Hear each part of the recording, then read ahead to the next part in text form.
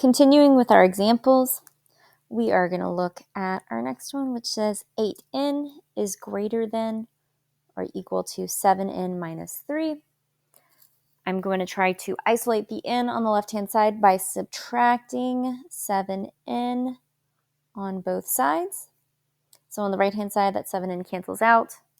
8n minus 7n equals just n, or 1n, which is greater than or equal to negative 3. So that's saying n is greater than or equal to negative 3. When we do that greater than or equal to, we get a solid dot, and we are going to color to the right. So on my number line, I'm going to do some numbers around negative 3. So I'm going to start with like negative 6, negative 5, negative 4, negative 3, negative 2, negative 1, and 0. So a solid filled in dot at 3, negative 3, and then we are going to shade to the right towards the larger numbers. Example 4 gives us w minus 5 is less than or equal to 2w. So again, I'm going to try to get w by itself. It looks like it will be easier to subtract w on both sides. This does not give me w on the left-hand side, but that's okay.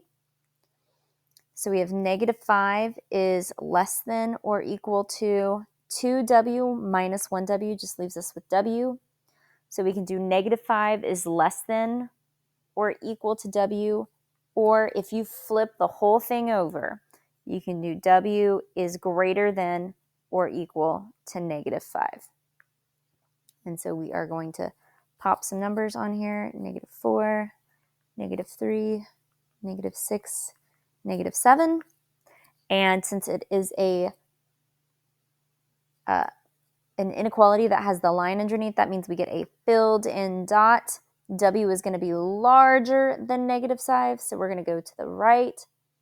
So we're going to take that negative 5, fill in the dot, and say that we are going to be larger than or greater than negative 5, which means we're actually getting closer to 0. Again, with those negative numbers, we're getting closer to 0 is actually getting larger.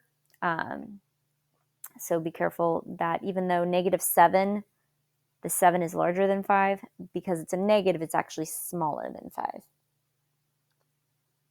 Okay. For number 5, we have 2x is greater than 8. All we need to do here is get the 2 away from x by division. We're dividing. So then x is greater than 8 divided by 2 is 4. That's going to give us an open dot, and we are going to shade to the right because x has to be larger than 4. So 4, 5, 6, 3, 2. I'm going to do an open dot on 4 and then shade to the right.